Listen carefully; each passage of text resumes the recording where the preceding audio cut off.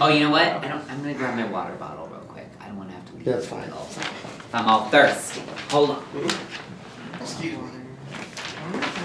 I'm going. Bye, everyone. Bye. Is that the To wash that pandemic right out. I guess we're here. We are here. Just say like your name, who you play in the show, where you're from. Sure. What prefer pronoun or which pronouns? It's Okay. not a preference. My name is Shavana Calder, and I play Joe, and my pronouns are she, her. My name is Kevin Cantor. My pronouns are they, them, theirs, and I play Casey. My name is Armand Fields. My pronouns are they, them, theirs, and I play the role of Rexy and Jason. Which is your favorite? My name is Porter Simmons, and my pronouns are he, him, his, and I play Miss Tracy Mills. And he's gonna look directly at the camera. I'm looking directly at the camera. That's right. Oh, Cast okay. me. We're in the wake of the the coronavirus COVID-19, All very those. interchangeable. All those. Yeah. And we're sad that you guys are going to be leaving us, but we are so happy for the show that you gave us, and we'll maybe give us again in the future. And let's talk a little bit about that first. Hey Kevin, what is The Legend of Georgia McBride about? What makes you love it? What is this show about? Yeah, what's the show about? The show is about a straight married Elvis impersonator who is no longer bringing in the crowds and is fired from his job and replaced by a B-string drag queen act. And by Some shade. am I wrong?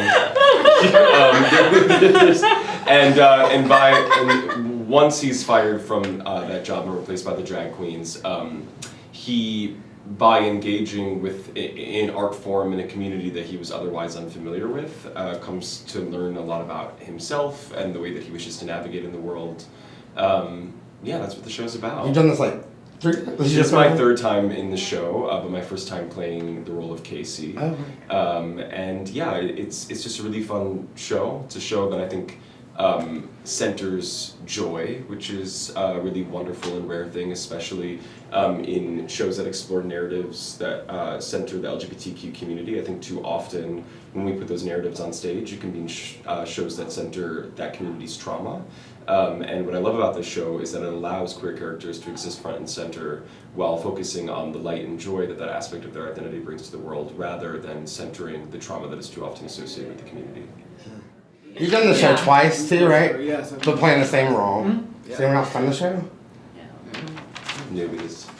You played Tracy before, or you played Rex? I played Rexy and Jason twice. I'm Okay. a little too young. Oh, wow. You were getting it hard today. Oh my All the hands God. being thrown at me. That's Somebody ate their sassy herbs. Well, Porter, what do you think the show is about? I think it's about an amazing drag queen.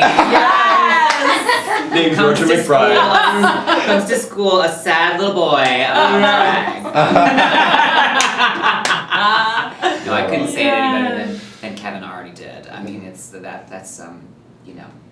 We haven't mentioned Jim though. I feel like we should mention. Oh, we should mention Jim. yes. Who's Jim? Jim Pickering was our amazing fifth cast member, Yeah. fifth speaking cast member, who played my cousin Eddie, who is already on his way back to Milwaukee, where he lives. We also had two other cast members in this particular run, Matt and Austin, who were our ensemble members. And Yes. who we would not be able to do the show without. Yeah. He was absolutely vital to the Our show. barbacks turned go-go boys. Exactly. One of my favorite moments when Rexy comes back in and like stops, sees the Yes. boys and Yeah. stops. And Jim, of course, is invaluable. He's like, what he does with that role is amazing. It like So- could be such a thankless role if you in the hands of someone less skilled. I think. Mhm. No, Yeah. Jim is a pro and Yeah. made it For real, for real. absolutely his own, Not for the sure. right way. Any of you that want to jump in on this, so, Kevin mentioned the importance of this show and the joy it evokes around the LGBTQ community, and I was just wondering if any of you have any other thoughts on what this show means and why it's important to be an important story to be told and to be presented, if there's anything else you can add to that. Yeah, I think it's also important because right now in the world, everyone is so wrapped up in drag and they love drag so much. And right now, the only access they have to it are the local bars or RuPaul's Drag Race. But those are only just, certain dimensions. It's only, where this show offers a story of a drag queen where you can hear, or like it offers a tale of how one becomes a drag queen, which I feel like people don't also know, you know, about the history of drag or where their personas came from and just how much it takes to create a persona and to go out there on stage every night. You know, so it's like we see the girls in the bars, we tip them and we love them, but then we see the girls on TV and we hear like the stories that are massively produced by the powers that be, but you don't necessarily just, those are the only ones that you're hearing right now unless you know a drag queen personally, you know? So this show really offers a peek into the looking glass, if you will, into this world with people who are familiar with it or only have certain sides of it, so. It's interesting how authentic it is too, because I mean, I saw a piece of your progression as Cleo, and like you certainly stood in my kitchen and did numbers and like and like it's certainly This is true. I have rehearsed numbers for you. Perspective. Yeah. Yes. Would you guys talk about maybe your like favorite moment from the process? It doesn't have to be on stage. It could be on stage, but like maybe what was your favorite moment from the process of the show? Wow, we all Apparently, Savannah's speaking first. Think about it. Well, but at the same time, you're the one who always. I mean, no, you're not the one. You're the Oh, I get with you. You have so much time in between your scenes to think about. We've become very Wow, I'm comfortable taking as up my husband and wife. Savannah and I have become very comfortable. Yes. How smelly are her feet really? No, actually, what's shocking, so there's a scene in which I rub her feet and I'm like, they smell. And as someone who, I am someone who does smell, like generally, I'm a very slick human being, especially throughout the process of the show, I sweat.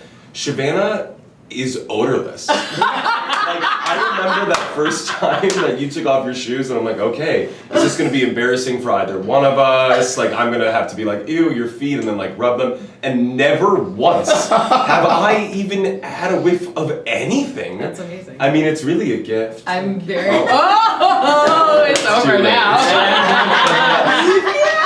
I mean, we've touched so much. Yes. We've shared so many. If Yeah. one of you has it, both of you have it. Absolutely. Exactly. But yeah, you are pristine. Oh, thank you so Your much. hygiene is. Is this your favorite moment from the process? This is my favorite moment. It's official. Oh my gosh. He had some lotion when he was. What is my favorite moment? I mean, my favorite moment is always, even though it's the most stressful, is tech. Like, seeing everything come together, seeing the costumes. You know, when you're in a rehearsal hall, you kind of have an idea and you're playing with like stand-ins of what all of those things are going to be. But to see them all come together is amazing, and like continued to amaze me, because during my time off stage, I would oftentimes, like even here, I would be in the corner watching the show, and when we were in Milwaukee, I was always watching the show. It was very rare that I was actually just sitting in my dressing room. I would change as quick as I could to watch the show because I love it so much, and Yeah, that was one of the things that I really appreciated about Shavannah. Like, even though she like it would have time off, she would be backstage in the wings, like watching. So like we would be performing, and I see like a little blue like out the corner of my eyes, and like I'll just be like, you know, even like sometimes I'm like the audience isn't with me, I'll just be like, I'm gonna give this to Shavannah. yeah. That's This is for real. you. What about you, Quarter? You know, what I really loved about this process was the kind of like teamwork aspect of it. Our amazing director Meredith McDonough and our fantastic choreographer David Roman, both of them like approached this with truly with a who's got the best idea in the room kind of attitude. And because, you know, they were relying on actual professional drag queens to help build it, they were really very much like, okay, well, what would you do here? What would this be, kind of thing. And so, like, something that sticks out in my mind is, like, there was a rehearsal happening where Shavannah and Kevin were working on a scene with Meredith, and David and I were tasked with putting together a number in another room. And we went to go do that, and I was like, oh, but we don't know quite which cut of the song we're doing yet. We'd come up with the song, but not. So we ran back in the room. We're like, we borrowed Meredith for a second, and the three of us kind of got together. Okay, well this cut worked good. Okay, can you take this home and cut this? Great, fantastic. So like this kind of the way that all fit together. It was the Irish number, like the way that input from all of us happening to create this brand new experience that for all of us was really, really great. Well, along those lines, how we'll come back to this question, but how China was mentioning about this. This felt very contemporary and very new, and I know the show's been around for a little while. Yeah. Like what was added for this production? Or changed. The numbers, as Kevin likes to say in their pre-show talks, every time this show is done, it has a completely different soundtrack. So the only songs that come with this show are Padam Padam, which is an Edith Piaf song, and the song that Casey sings. But even that, the music is not written. Right. Oh, there's no music. Lindsay wrote that music. It's just the lyrics. Really? Yes. I had no idea of that. Yeah, that's why there are 4 chords. Oh, okay. Amazing. These are the chords that Kevin knows. Yeah, no, it's just those lyrics, and they hardly know them. Yeah, just the lyrics. So That's the amazing. only song is Padam Padam. Oh, see, I didn't even know that. So Yeah. learning them something new every day. Yeah. So it was really fun to create that with this team, and I mean, obviously Meredith came in with a really strong direction for everything, but we all had input in where, I think my character is this. We all had conversations long before rehearsal started with, so this production is fresh because it comes from each of us, and there are further restrictions on Casey because Casey. Well, Casey's a country queen, Right. Or like it's suggested. that he Rockabilly is. kind of Yes. sensibility, so it has to kind of be there. But we chose all our own songs. Yeah. And what I love about this show as well is that this show runs about an hour 45 with no intermission, but deceptively it's about 55 pages long. Yeah. The script Right. is very thin, Mhm. but it's once you put all the drag in that it actually becomes this full-fledged musicale. And one of those moments, so I've done this show thrice now, and all of them have obviously had their unique discography, different songs for the different queens. But something that I've never witnessed at all is this rehearsal montage that was sort of a brainchild of Corder and Meredith. There's this scene. There's this scene that begins, and the stage direction's just like Casey's rehearsing a Madonna song. It doesn't go well. Tracy turns off the boombox. Yeah. Yeah. And we decided to make it into this whole rehearsal montage. The diva montage. The Yeah. diva Okay, montage, yeah. in which Tracy and Casey are going through all these different divas to try to train him, right? And watching him basically throw everything in the wall and failing as a means to Armand's point earlier, demonstrate that this is difficult. That drag is not something that you just throw on a pair of heels and you did it, Yeah. That people put blood, sweat, and tears into creating these personas. So that rehearsal montage is one of my favorite moments from the show because it is wholly unique to this production. Yeah, it was very collaborative too. I mean, I wasn't in it, but it was just Meredith was just sort of took Casey's rant. I've been rehearsing and we're what are some of their most famous songs, and then how can we find this thread line? And then I was oh, Rihanna, Umbrella, Rain on My Parade, like Barbara, and then that's sort of how it all kind of start to melt together. Yeah, That's absolutely. cool. But Yeah. that's a beautiful thing about our show is that every single moment has a bit of our DNA on it, Mhm.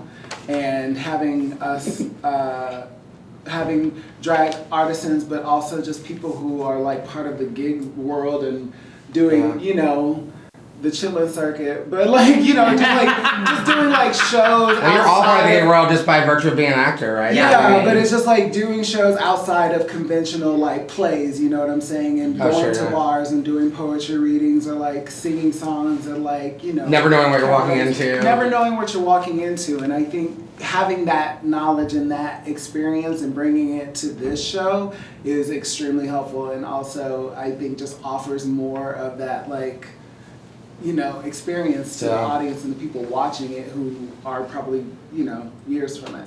I mean, to Meredith McDonough's credit, she was incredibly keen from the jump on hiring professional drag queens that were drag queens in addition to actors for this show. And again, having done it a few times over now, it makes a world of difference. Like the expertise that both Quarter and Armand were able to offer, as well as Patrick Holt, our costume designer, who's better known as their drag persona, Tempest du Jour, like having their combined knowledge in regards to drag, drawing from so many different styles and camps of drag, has made this production incredibly unique and also, I think, more true to life for people who are familiar with the drag scene who come and see a show like this. And like having Meredith as a director, she loves drag. Like, Yeah, Meredith loves drag. she loves drag, and if we had shows outside of our play, she would come and support it. She would be there. But having her and her love for drag and working on this show, she was like, okay, in the script it says they came off stage. She was like, well, what were they doing on stage? So she was very much like, I want to show what they were doing on stage as much. So like for me, like Rexy's character, she doesn't really even have a number written in the play. Criminal. Which is criminal. Matthew. Especially if you're watching this. She's not. Right. You're gonna get an angry email. But you know, we were able to juice like 2 numbers in there for Rexy, like a transitional number outside of the Casey and Bobby scene, and then one for after the monologue I gave. And it's the best number in the show. Like Rexy, you, God, yeah, no, you're so good. Thank you. Yeah, you're so good. That's great. I have this like, when I was like started analyzing this play for all the events we were putting together and stuff, and talking to people outside of the organization, I also kept getting hung up when I was describing it, because you always have to describe it first as a straight guy who's does this thing, and you're like, is this heterosaviorism? Right. And then every time I go back and try to look at it and try to make it that, it doesn't feel that way when you watch it. I think what is the linchpin of that is Rexy's monologue. Is that for this entire time, I think what's really important that we recognize about the message of the show is that what supersedes everything is that drag inspires joy, and that all of us deserve to be benefactors of the joy that drag inspires, that there's a seat for all of us at the table, straight people obviously included, but what's important is a recognition of who set that table. Yeah. Everything that queer people had to actively sacrifice and still do sacrifice in order for us to be beneficiaries of that joy. So that while, yes, everyone is welcome, specifically, you know, the demographic that makes up the majority of patrons of the regional theater, which is largely straight white folk, right?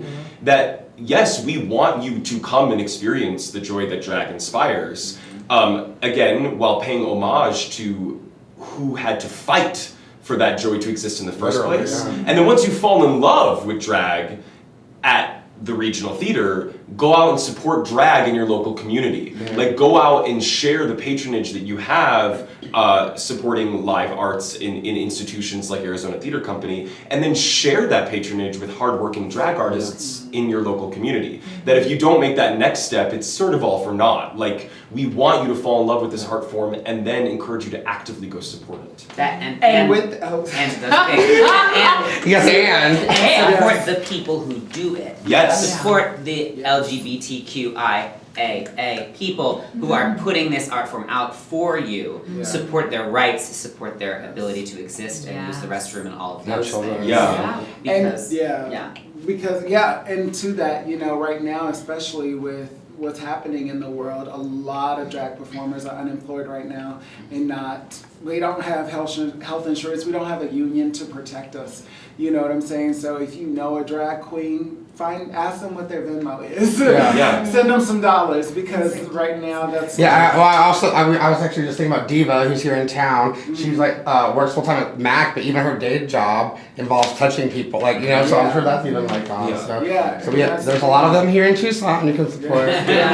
Tip queer folks with your dollar, but then also like tip us with your vote. Yeah. Like, Amen. Make sure Yes. you do right by us there as well. Yeah. And there's like weird, this interesting thing that happened in the show too, where like I never doubt Casey's sexuality, and I'm really like, oh, he's really gay, you know. And then like, so then at the end of the show, when you guys are happily like back together and it all works out, like I'm like left with this like, oh, what is that marriage like after this? Like, really, what is that? Stronger. Stronger for sure. I would And like say. so interesting, right? Like, Yes. like what is her life like after this? No, I mean, I think all the things that Casey says in that last monologue to Joe are so important, and I'm so happy that that monologue, well, essentially from the scene between Casey and Bobby through the end of the show, all of those monologues from Bobby, from Rexy, and then also from Casey are so important. But yeah, I mean, Casey mentions a lot of things that he discovers as he is becoming Georgia McBride, and I think it's a lot of things that most straight men in our society, because of the patriarchy, have a hard time accessing, and a lot of people suffer because of that. A lot of people in relationships with them suffer because of it, and so I can only imagine that their relationship becomes stronger because now all of a sudden he has access to these things. Which I'm assuming were, well, not assuming, which were frustrations for Joe before. So yeah. Yeah, sorry. I got to learn a lot about drag on this production for sure, and I already knew a little tiny bit. Now I know I only knew a tiny bit.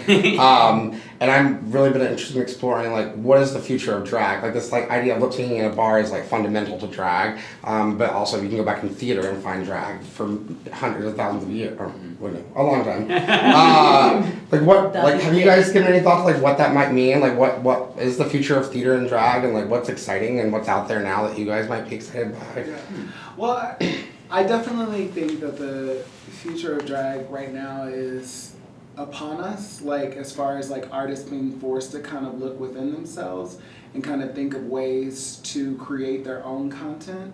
You know, just for so long we've relied on the bars and the restaurants to book us, or the people to book us, and also, you know, look to RuPaul's Drag Race as sort of like the alpha omega, you know, of drag, but it's just sort of like, how can we look outside of those parameters and start to think of ways to create our own content and opportunities for our sisters and brothers who are in drag, you know, as well.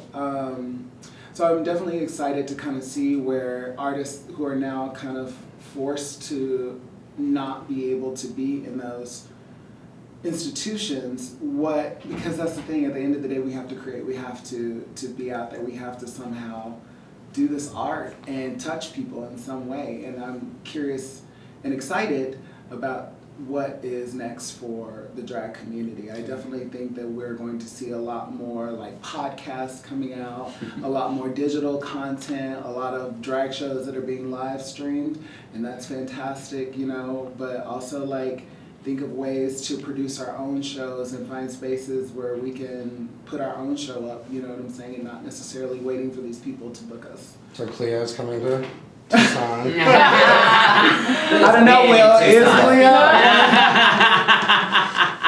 So to transition into the next line of questioning, we've mentioned many times that you two are professional drag queens. So can we just talk a little bit more about that and how long you've been doing that, and who your personas are and where they came from? Sure. Backstories. Sure.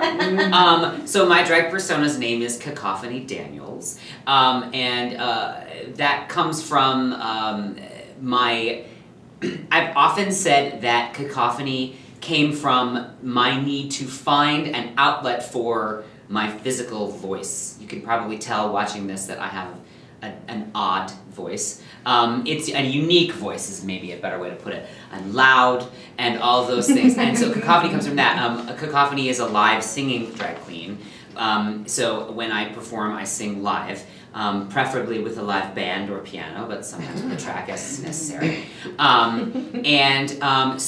Because in performing as an actor and as a boy, I was very much pigeonholed into very certain kinds of roles and things like that. And but I felt like I had so much more to offer, to give. Plus, when you're an actor, you are not always employed, and so cacophony was a way to not only make more money when I was unemployed, but also be a performance outlet when I was unemployed.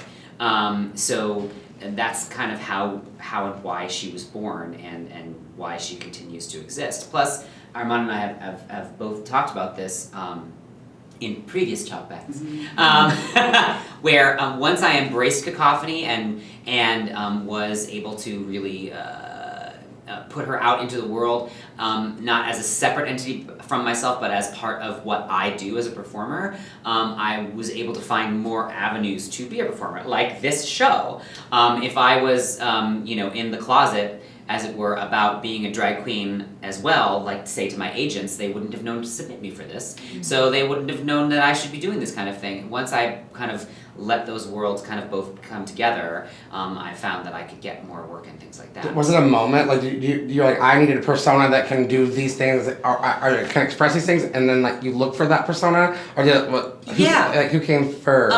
Well, it was kind of like,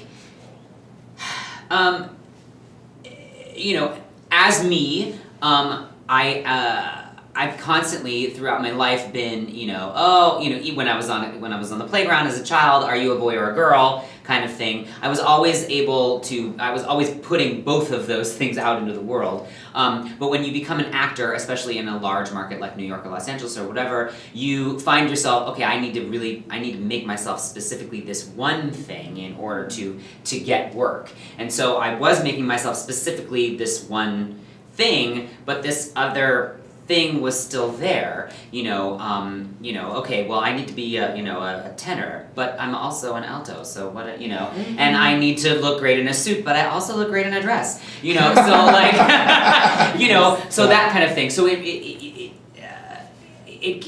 came from needing an outlet for both of those things, both sides of the coin. How long has Cacophony been around? Cacophony's been around for about 6 years, or 7 actually at this point, but like performing professionally for 5 years. Cool. Yeah. What about Cleo? Yes, so my drag name is Cleo Apocalypse. And Cleo came to me around the time that I was just going through like a spiritual dark period. And I was also in a psychic school at the time. So I was taking these. What?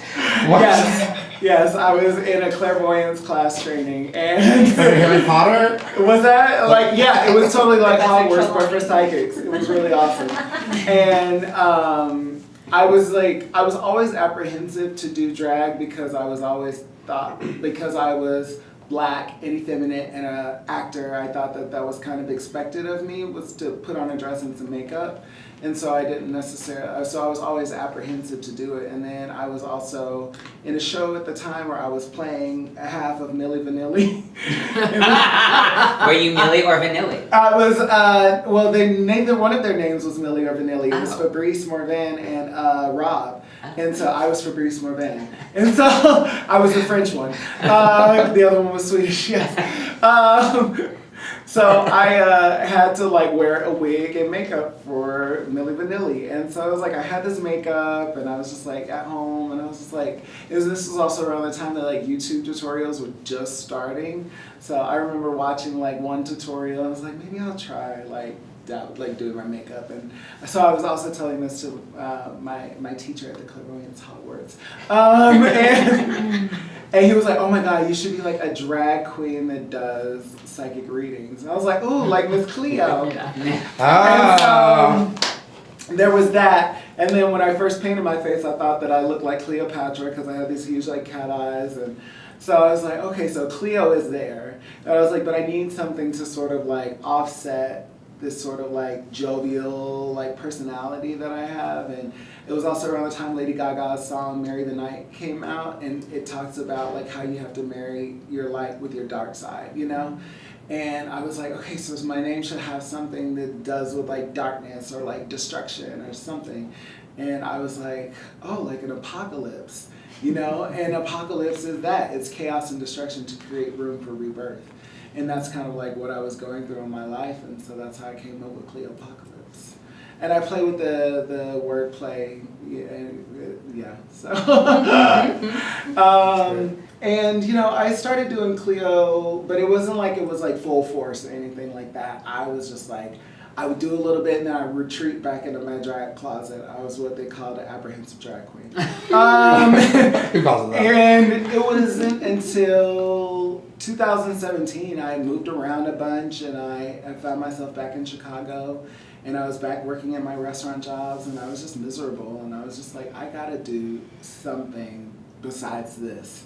And the universe was sending all of these signs of like competitions that were happening in Chicago. And I was just like, why don't I just start to enter these competitions and see what happens? You know, I had, you know, some drag arsenal. So I was like, might as well use it. And so I started entering competitions and then I started winning them. And I was like, oh, okay. And that it kind of snowballed after that. But yeah, I did have that moment as well that Corder talked about. Once I started doing drag, the acting started to come along with it, you know. And when I started doing drag professionally, like I also became a full-time actor and started to get bigger gigs from it, you know. And that weren't necessarily just drag, it was just like Armand, you know.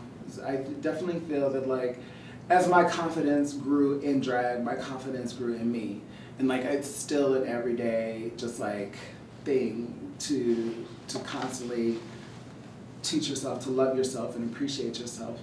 So it's just like, it's not like a one and done type of thing, but you know, the more that I do Cleo, the more that I do shows like this, I definitely feel like my heart expands, you know, for myself and the people around me. Are you playing with the drag persona? Did I hear that through the grapevine or something? Yeah, I have. You don't have to like come out here. No, absolutely. I mean, so I've had drag experience prior to my work on The Legend of Georgia McBride, but all of it's been relegated to the stage. So I have not done like a club or bar gig. But when I was an apprentice at the Actors Theater of Louisville, all the apprenti are charged with writing their own solo 10-minute show. And they're called solo mios. So we all had to, you know, devise these original scripts and perform them, these one-person shows. And I had for a very long time wanted to perform in drag. So I decided that I was going to take the opportunity and to write a drag character for this 10-minute play that I had to write. So I came up with the persona of Anna Tefka, which is a Fiddler on the Roof reference, because I am Jewish, and I was like, I'm gonna do this Jewish drag persona where she's sort of this like slutty shtetl booby.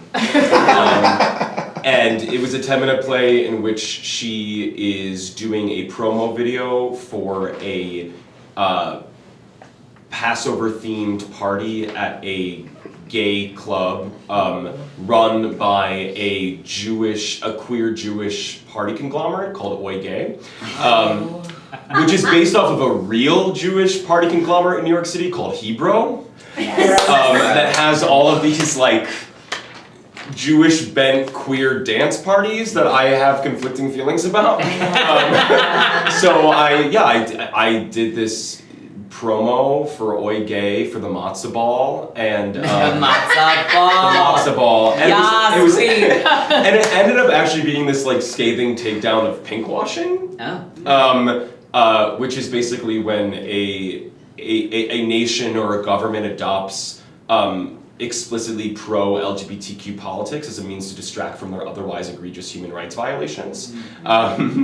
Pinkwashing. So yeah, I did this, I got in full drag as Anna Tefka, put on this giant dreidel costume, lip synced to a bunch of Hebrew holiday standards, and then the plagues happened, and that was what my show was. And then I lip synced to the Shema. I mean, it was very,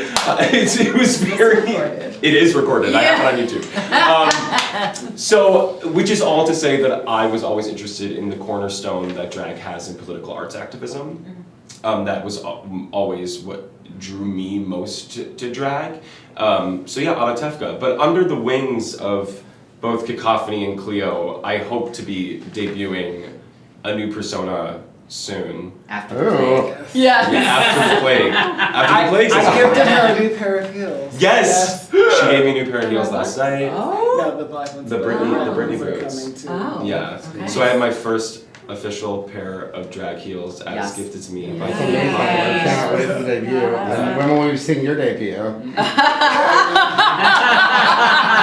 We'll see, TBD. In the meanwhile, the feminist fashion magazine that my friend and I run, it's called Mujer, and we are doing a story on drag kings because drag kings should get some shine as well. Yeah. You should, Amen. Yeah. also, I've been meaning to tell you, you should reach out to Tenderoni in Chicago, who is like a nationwide, like sweeping the nation. Great. It is an amazing drag king, and I can put you in touch with him. Wonderful. Yeah. Thank you. Well, okay, well, maybe we should move. Well, we had some questions inspired by our conversation yesterday. We had Okay. some questions submitted to us by people who had Yeah, seen yeah. it. We cannot live stream this conversation, unfortunately, so they're not real time questions, That's but they are real questions from people who live in this time. I can get on Instagram Live while we do it. You can, it's like, To my Um, 4,000 let's followers. see. Really? These are from the, Really, yeah. nope, Oh. other side. Questions from the ACT teams. So I Oh, had love the you, pleasure ACT of like teams. sitting in the midst of them Yes. for your opening and closing Yeah. here, and it was like I'm like don't ever see it again without sitting in the middle of like teenagers. It was so Aw. freaking They loved it. amazing. They loved it. And actually, one of the questions I think is, how does it feel to have like a row of screaming teenagers in front of a row, or how did they put it, of way older people? It was the best. Their work. It was the There were best. not Arizona Theater Company's work. No, it was the best because they brought that kind of Yas Queen Yeah. attitude Yes. to the show that we needed for those drag numbers, and Yeah. for it was sometimes difficult in this space to convince the audience to come along with us and be part of the show, because the Yes. audience plays a character in the show. In the drag numbers, they are the drag audience at Cleo's, Yeah. so they have a role to play, and the teens were right there playing that role, which was great because we Yeah. got all the feedback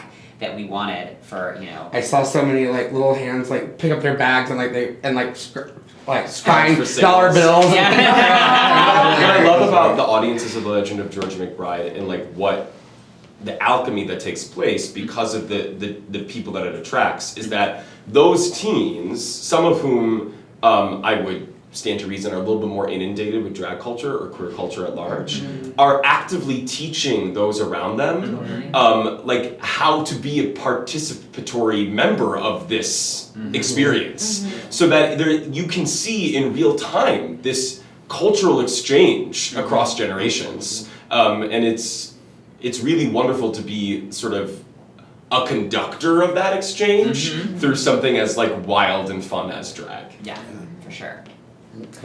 Okay, so what was your favorite outfit to wear? Oh girl. Ooh, Down the line? down the line. Down the line. Oh boy, that's hard, but probably, okay, my, the gold kind of disco number that I got to wear, it was the easiest thing to put on and take off, and it Is it was that one? also, is it hanging up there? No. It's not there. here. It's not there.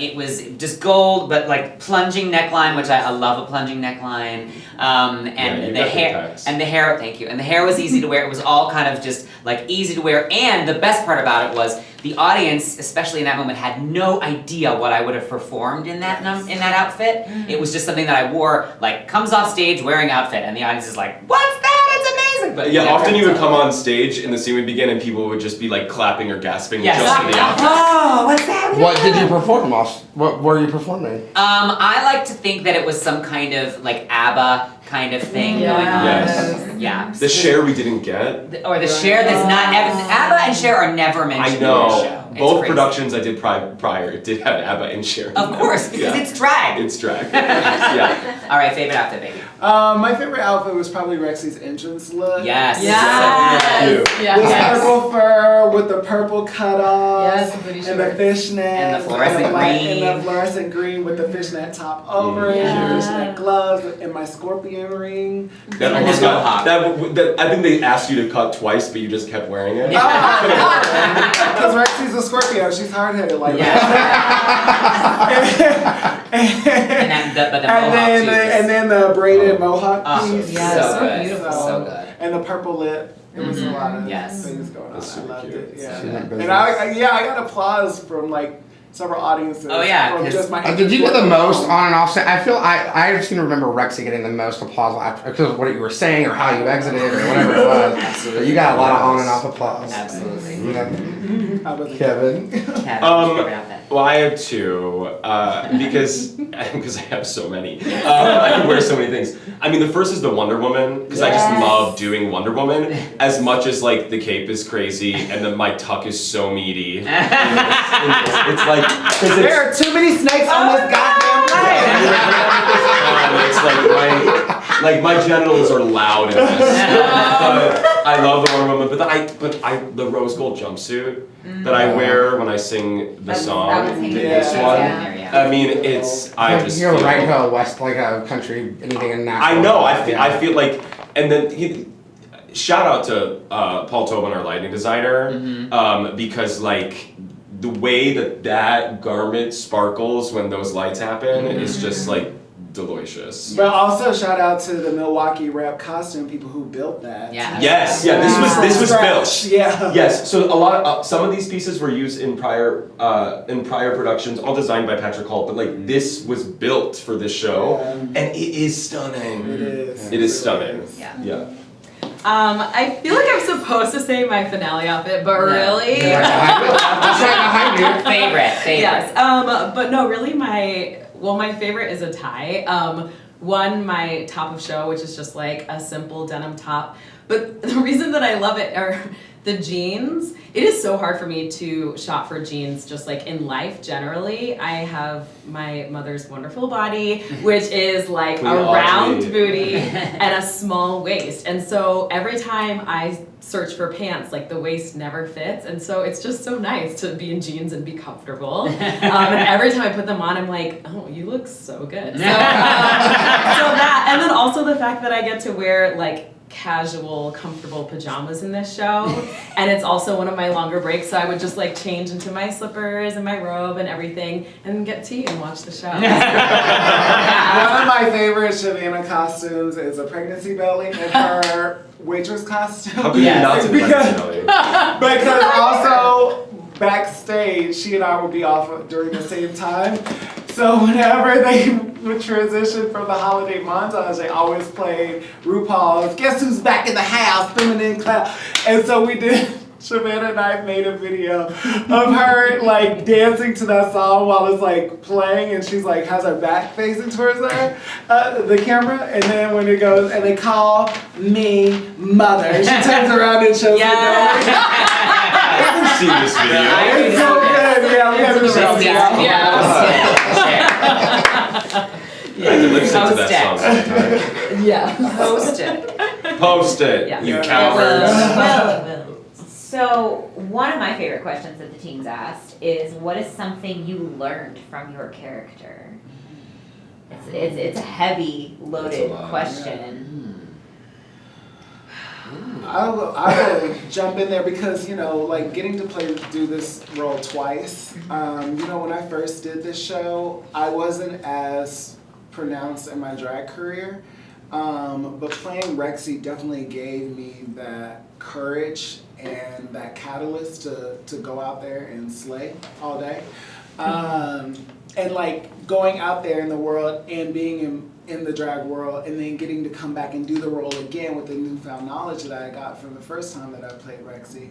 It was, I mean, yeah, and just like Rexy's strength, like even though, and Rexy and I have a lot in common as far as like our struggles with our demons, you know, and it's just sort of like, I admire her so much that, you know, she still brings light and like the comedy to every scene that she's in, and also just what it means to be a drag artist. And then, you know, to then be a drag artist and get sober.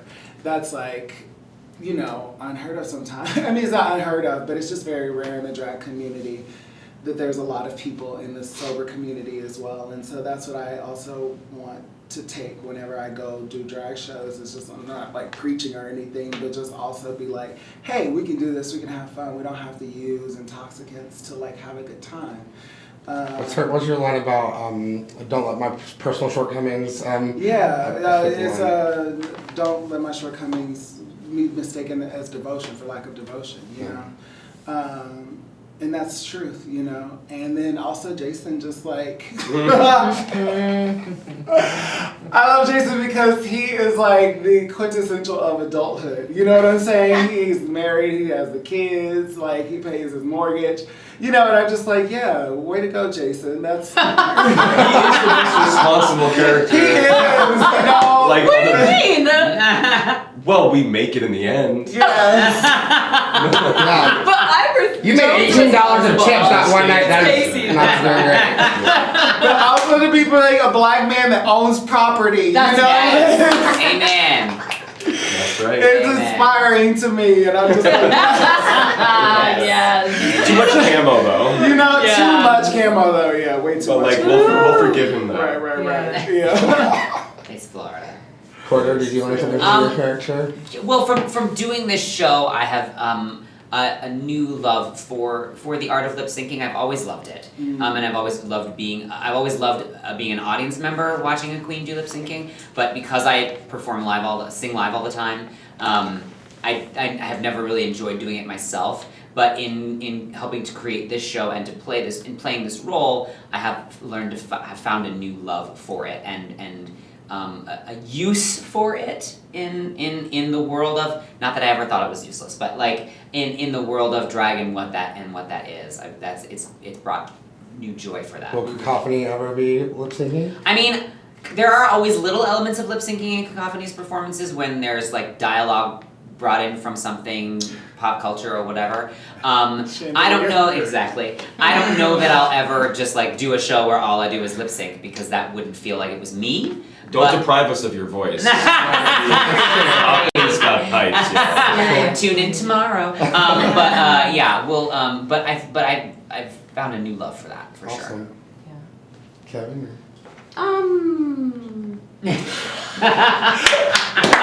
Go for it. Yes. More so, Joe. Savannah could teach Joe. No, There's- I was actually just sitting here thinking, I remember when we were in the middle of tech and Kevin asked me, do you think you would be friends with Joe? Oh. And I said, yeah, I would be her friend and we would be having some real conversation about some of her choices. And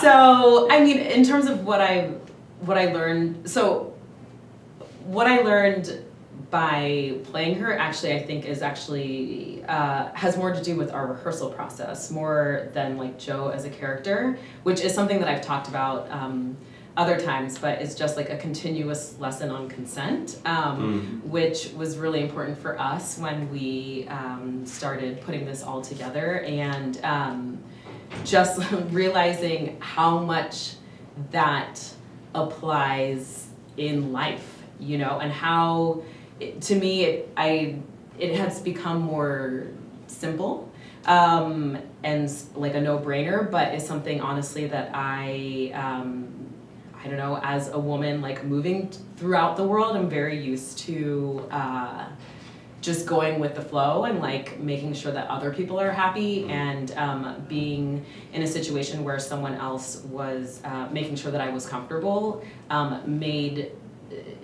was more eye-opening for me as a person. So I think that that's something that I gained from playing Joe. And then I would say, like in terms of Joe the character, I would say I learned something that's more applicable to relationships, which is just like, as much as sometimes I would read through the scenes between Casey and Joe and be like, there was also part of me that really loved how in love she was, and the forgiveness element that I think is part of why they, and also like Casey's ability to comfort her and be aware of her needs, like just getting to see that dynamic and have myself reminded of how important those things are. Kevin. I think I learned a lot. I think something that is really beneficial to remind myself of that I love about Casey is that he is incredibly optimistic, and Kevin is not. What now?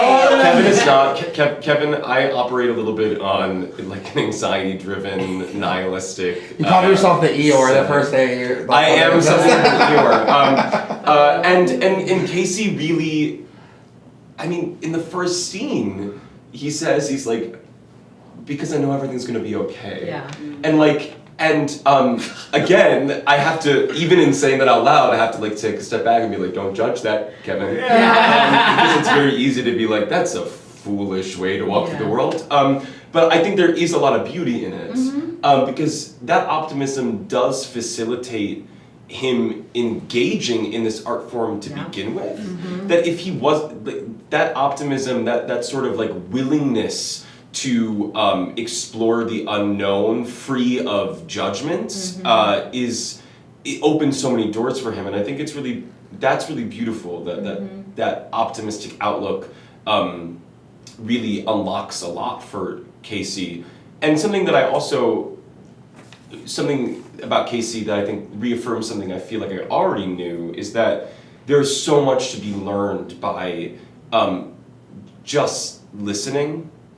And engaging with communities of lived experiences outside of your own. That the way that we become better people, the way that we become better global citizens on the macro level, and better people to our loved ones and our partners on the micro level, is by our willingness to listen and learn from those who experience life in a way that differs from the way we experience life. By being open to storytelling, which at its core is what theater is, certainly, but is also, I think, exemplified in this show, that just by allowing himself to learn from these people that come into his life, he becomes such a better person for it. Just a couple housekeeping questions from the ACT team. This won't take long. We want to know how long it took you to get into costume and makeup each show. So I gave myself 2 hours before every show. Did it take you that 2 hours? Like, Yeah. Is that you're talking to people while you're doing it kind of thing, or you have to like focus and get? I wasn't talking to too many people for too long. No. No, get out.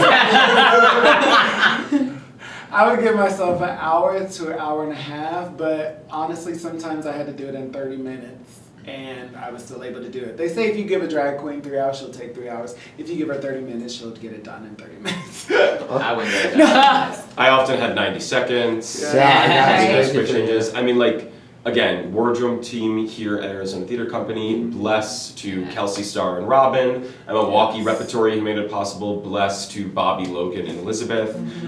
They are the people that are able to get us in and out of drag that quickly. But yeah, I would often have 90 seconds to do full beat and costume change. Before the show, I mean, we did some sort of like, what would you call it? Preparatory makeup work. So I did like a full foundation, powder, and put on magnetic eyeliner, and that would take. And we had to do tattoo coverage for me because I have a big back piece. So that was about 30 minutes. What is magnetic eyeliner? Oh, a gift from the heavens. I've heard it's the best new thing. It is a For something like this, it's great. It's a black eyeliner, but it has like a magnetized formula in it. So when you put it on, the lashes have little magnets on them. So you just like. Instead, so you don't have to worry about lash glue. Yeah. So during the quick changes, so the whole show, Casey, and you used it. Yeah. I didn't. You used Big Bun. He's a professional. No, I only had to be. Rich had more time, Yeah, I only had to be in and out of drag once, Yeah. and it was really important for Meredith to see Bobby without any kind of makeup on. Right. So I had to not have any eyeliner on, so I couldn't use it. Yeah, before we switched to magnetic, because for a while I wasn't convinced it was going to work for me. There was a quick change in which like lash glue got on my fingers and then got on my lace, and then there was like black weave bond on my lace. I'm like doing the fucking magnets. Yeah. And I mean, it was great. I mean, but no matter how much I powdered, my foundation rubbed off on Sweet Savannah's face whenever we would kiss. She looked like she just got through eating powdered donuts. Every time he would kiss, I would pull away, and I would just like be like, oh. Just be like, baby, Just- I love some. Oh. Yeah, and I'd be like, That was part of my offstage routine. Being like, Is that a jelly fill? yeah. oh my god. Yeah. Savannah, how long did it take you to get makeup every night? Oh, like makeup and costume, like 20 minutes. This is the easiest for me as a woman, especially someone who grew up doing a lot of musical theater. This has been wonderful because I don't have to do a full beat with lashes and heels and all of that, which is, you know, that is my life, you know? Like, that is called life. That is called auditioning as Being a human woman. Exactly. Yeah. It's called putting on lashes and heels. So yeah, no, I feel like I actually spent more time when we were in Milwaukee. The space, at least for me anyways, was more vocally difficult, especially as someone who grew up doing a lot of musicals and therefore being mic'd. And so being in that house, I actually feel like I spent more time doing like my vocal warm-ups so that I could yell at Kevin. That was pretty endlessly. much all that show did. Yeah, just yelling. We just yell at each other. So yeah. Roll the tapes. If you didn't want to consult with my colleague. Yes, please. Well, there's one more Oh, no, I'm really sorry, quick excuse question that me. we can, Oh, yeah, that we that's can breeze through. Rapid fire. Yeah. How much money did you earn in tips? How that worked? Like, You keep it, how who kept much, it? like, yeah, and who kept it, and what was that like nightly, or Great. average, or range? In Milwaukee, I only, in Milwaukee I earned $121 in tips. For the And whole run, for the whole okay. run, and I donated that money to a fantastic organization called Courage MKE or Courage Milwaukee, which is a LGBTQ youth both foster facility and homeless shelter. And then here in Arizona, we didn't run for very long, but I think I made 5 like shows, yeah. but there was one in one performance. I think I made like $20 or something, which was opening pretty night was great. Yeah. So, Yeah. and Well, I now think that I'm that- unemployed, I'm keeping it. Yes. Yes. Okay. I made probably a little over 100 in Milwaukee, and towards the beginning of the run, I kept it. But then I was like, I would give the rest of my tips to the unpaid interns. Oh, that's The so unpaid nice. interns that were in our show that was like not getting. Oh, you've been one of those interns at Milwaukee. Yeah, too, and I've been one of those interns too. So I was like, here you go. I remember like if I was an intern and got like $5 or $10 a night, I'd be like, yes, thank you. I can eat today. Yeah. And then today, I mean, here I made like $15 one night and I kept it. Oh, and no, one night I did make $10 and I gave that to Kelsey, one of our dressers. So yes. In Milwaukee, well, I feel like I should preface by saying that I have the most numbers that I'm able to get tips. I made $266. And then I used that to tip out my dressers and buy them gifts. Yes. That's really lovely. Yes. Savannah. There's just a close up on my angry face. You've been I did, especially in Milwaukee because the way the stage was set up. I could actually get some cash during our finale. I think I maybe made like $15, and that went to our dressers for the one quick change that I had, and then also to anytime these queens had shows and I had That's dollars. right. Right, yeah. I also, that happened too. But also, what I feel like is important to mention is I've never seen someone get so excited to be handed a single as Jim Pickard. Yes! So Jim as Eddie gets into sort of a pseudo quick drag for the finale. So, he's in a beautiful purple dress, he has his kitten heels on, he has a Yes. wig on, he's feeling Yes. himself. And I remember the first night that there was like active tippers during the finale, Jim like lost his mind. He almost like I was elbow gone. shot Yes. out of the way so he could have singles in the Yes. audience. He was living for it. Yes. And again, it just goes to show that you could start drag anytime in your life. Yes. You should absolutely get into it. Yeah. And that it just inspires such joy. Yeah. That might be I mean, no offense, you guys, that might be the best reveal on the show. Oh, Like, he's absolutely. out there, it's it's like, totally what the- there.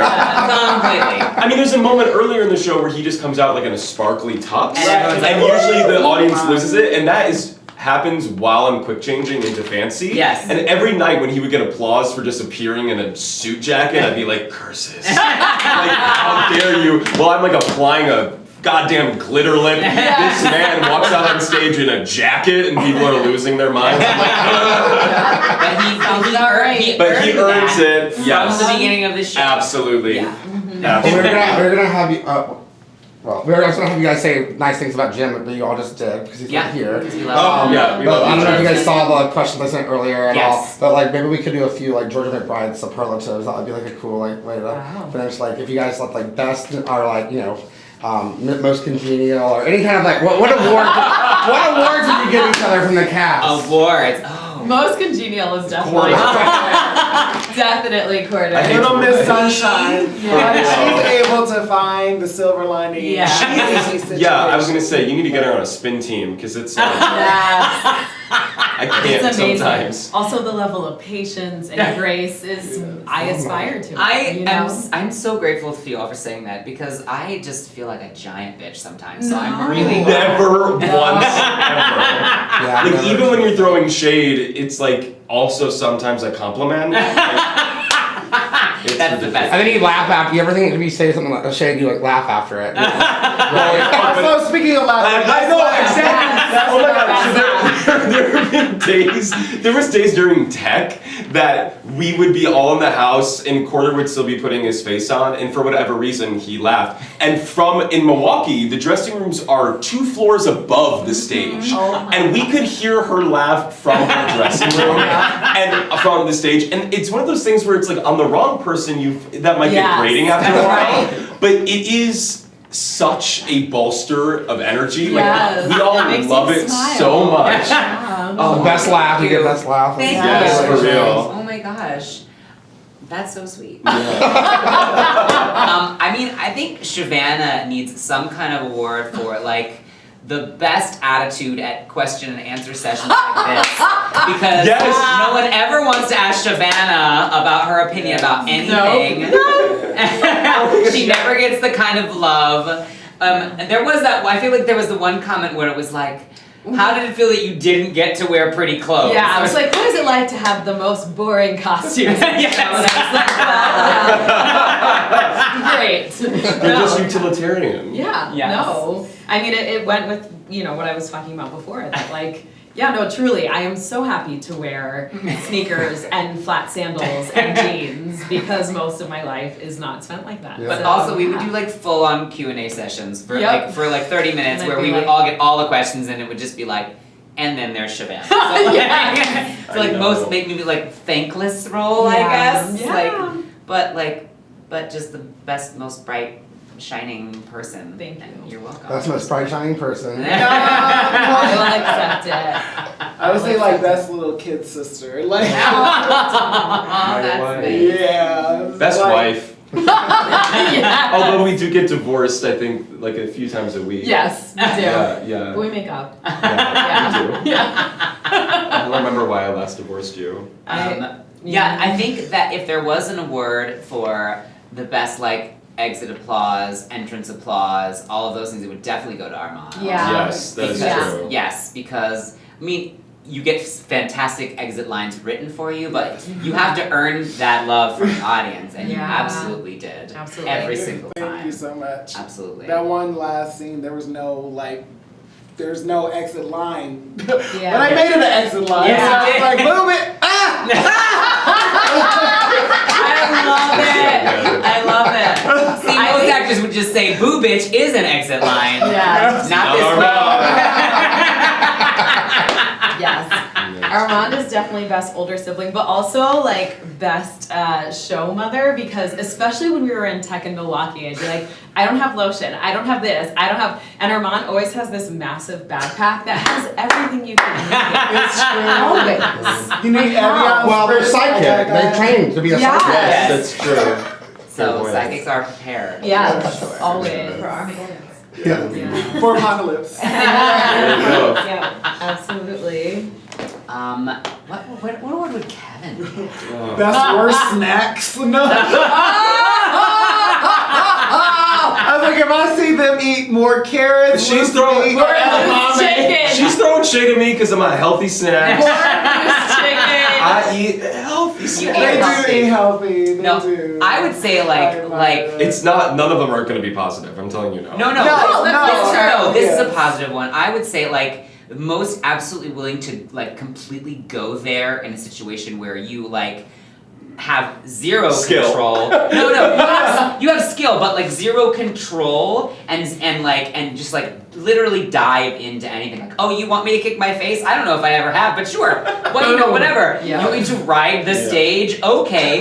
You want me to take off all my clothes in this photo call because someone forgot my clothes? Sure, no problem. Oh my god! Like, God. like just like willing to like go for it within your character and like commit in that way so hard, and like have the white. I mean, you had to have the whitest swing from Casey to Georgia at her height, and to like be so be willing to go there for all those things, and yeah, just like complete like. Oh, I didn't even realize I was naked because I was just in the moment. Like, you know, like all that is so admirable to me because I would be constantly trying to control these things from behind and like just completely going there.